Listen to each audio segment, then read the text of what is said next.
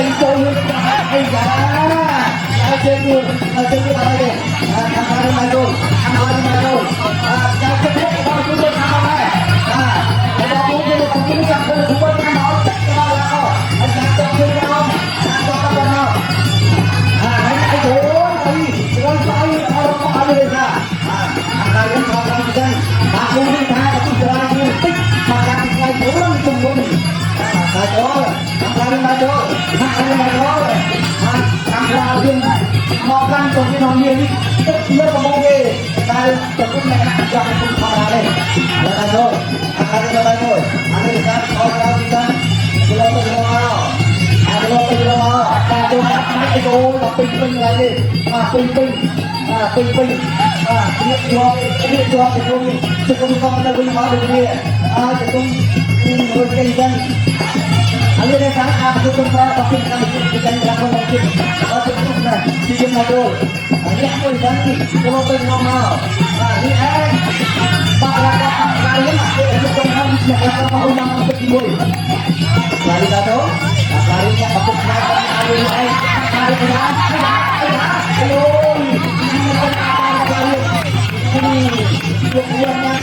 yang yang berangkat kita ada orang berbeda sama dia dengan kok lari mempak beberapa orang jadi loncat dia kamu urut kali tidak mau terlepas kali yang hasil pembunuhan lari madul ayah orang yang lagi ada di sana cantik kali desa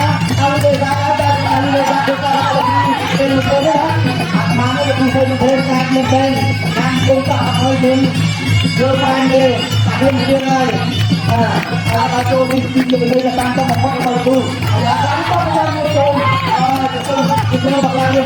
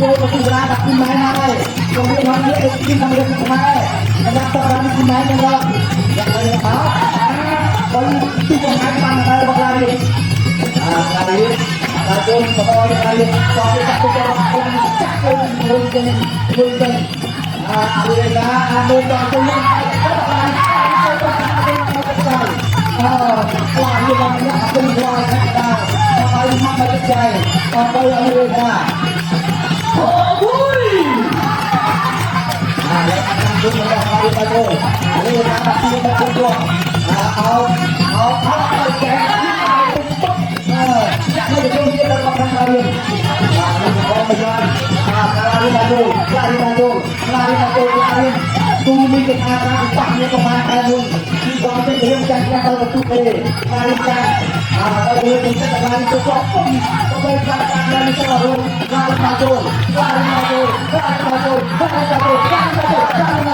ayo lari karena apa panjang cenderung sekali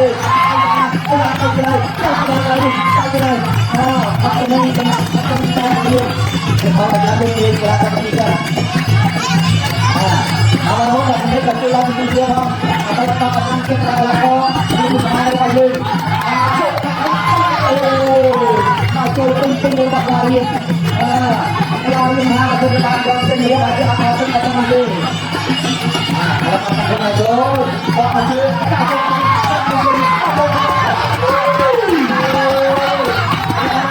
Kuni saya ada.